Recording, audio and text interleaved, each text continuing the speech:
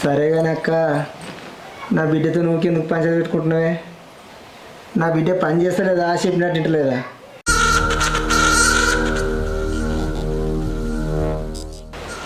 గసంటే ఏం లేదు తమ్మి, అత్త కోడలు అన్నాక చిన్న చిన్న గొడవలు ఉండేయారా?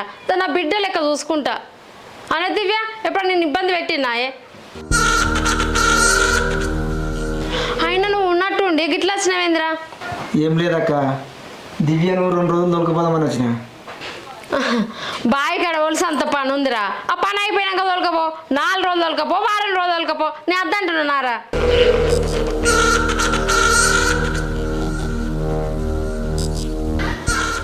సరే తీయక్క, మరి 4 రోజులైనా కొంచెం తొలకపోతా.